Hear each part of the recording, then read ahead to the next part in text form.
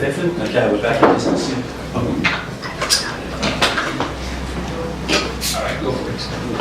Alright, so your outline is a really important aspect of design. So the arc of the outline basically determines the arc of the turn. So if you have a long, straight, drawn out outline, you get a long, straight, drawn out turn.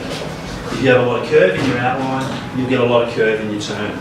And so when it comes to the tail or the nose, you know, a lot of people say what's better, is it a swallowtail or a pintail or a square tail?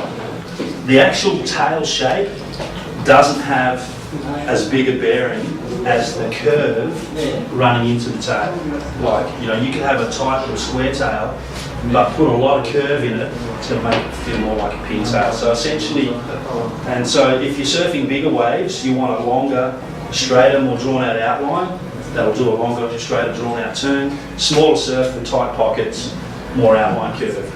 And so, you know, generally boards that are shorter and wider have more curve. They fit into the smaller waves better. So that's the basic rundown on outline. Rocker. Okay. Where do we put this one? Rocker. A good rocker and a bad rocker is really, there's no such thing. It comes down to the rider. Like, you know, you might think that a flatter rocker is faster, but that's not always the case. A flatter rocker fits better onto a flatter wave.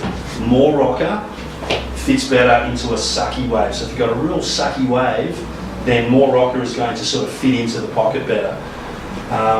And so both rockers will work. It just depends on the conditions. But also too, if you have a really flat rocker, a good surfer, how could I compare it? Having a flat rocker is a little bit like starting off in second or third gear in a car. Like, the board will carry better, but it takes a little bit longer to get up to speed. So you can actually have a good surfer who can surf a lot faster on a board with a lot of rocker. So you might think that a lot of rocker is actually slow, but a good surfer will just jump to his feet and he'll do one quick pump and he's away. So it's almost like taking off in first gear if you've got the skill. A guy who's an average surfer who doesn't have the ability to pump his board, he'll just jump to his feet and sort of stand there and go, giddy up boy, and the board just won't go. So he needs that flatter rocker that's just going to carry him and get him up to speed. Takes a little bit longer, but then once he's up and going, he's really got his speed. So rocker is relevant to the wave type, fat waves, sucky waves, but also the skill of the rider. And so a skilled surfer can ride a lot of rocker and just get that thing going so fast. Yeah, so it seems counterintuitive that flat would be slower, but it's just a little slower off the mark, and more rocker is faster. Yes? Good question. What about this famous tail kick? Tail kick? Tail kick, doesn't it break the curve? Doesn't it disturb the curve? It does. It does? Yes. A lot of designers actually do what's called a three-stage rocker. And for me personally, I've always hated it. But it's very, very common to see nose rocker, flat, and tail rocker. It's very, very common to see that. Generally what happens is the flattest part of the board is your sweet spot. So the flattest part of the board will be the fastest part of the board. So when your weight is sort of focused on the, you know, sometimes you might get a board, it's like, where do I need to stand on this thing to get it to really go? It'll generally be wherever the flat spot is, or wherever the flattest part of the board is.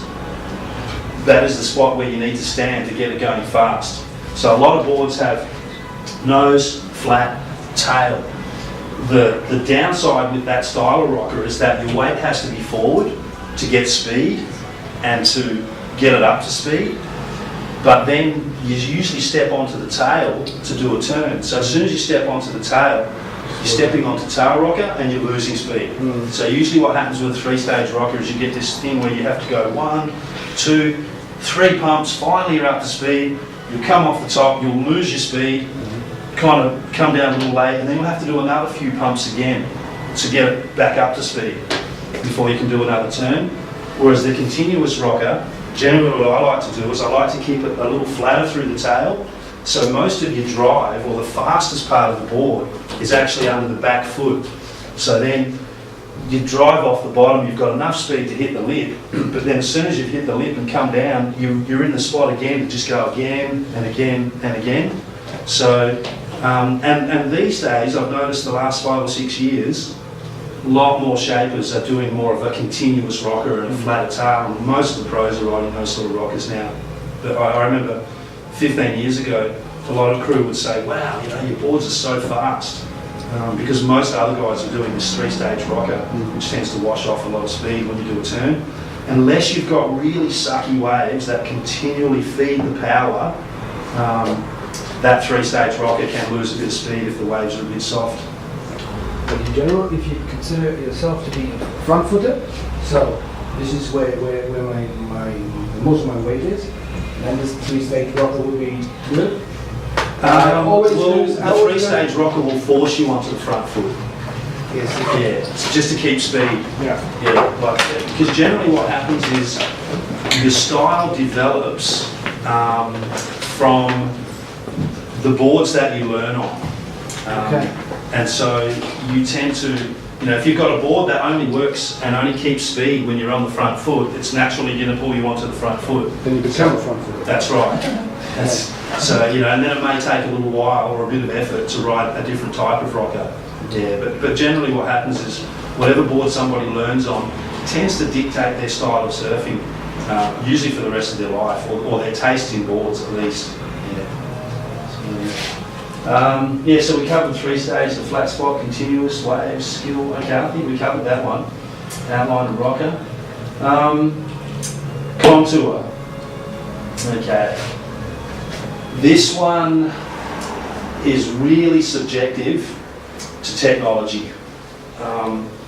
There's a lot of people that are convinced that they have to have V in the tail, or they have to have a double concave, and that's what goes best. And they're right and they're wrong. And can you explain a bit about this technology compared to what the standard is, more or less? Getting the time?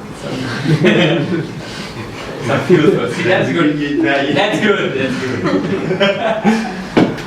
No fear impossible. Okay. So a very standard contour in a lot of boards is a single into a double, and that's become probably over the last 10 years almost the go-to bottom contour for most boards. The main reason that it's so popular is because it compensates for the way that conventional materials flex. So if you think about a conventional board, you have a stringer up the middle, and that's where it's stiff, and then you've got foam and fiberglass on the rails. And so if I was to get a conventional board that's lightly glassed, I could literally pull on one corner and flex it a bit more. So on a conventional board, the rail line flexes independently of the stringer line. So to paint a visual picture here, let's say you've got your stringer, you've got your outline, the rail line through the tail can flex off more. So let's say you've got a flat bottom board.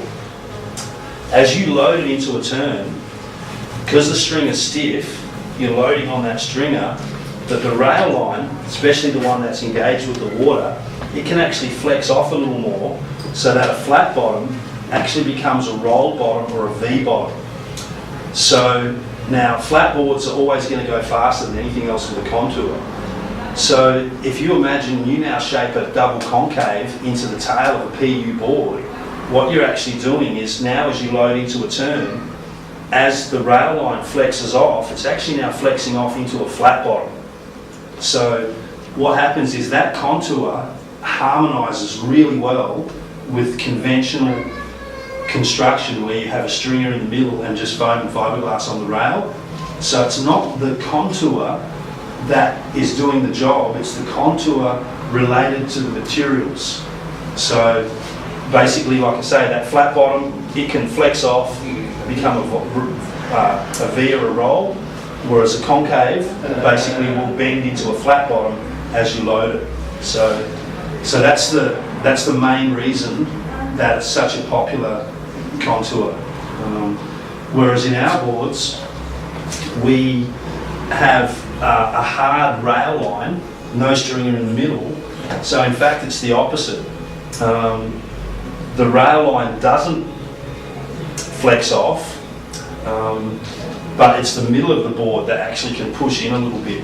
And so, like, if you squeeze one of our boards, if you can catch it in the right light, you can see that as you go up to one, it'll actually dent in and then spring back.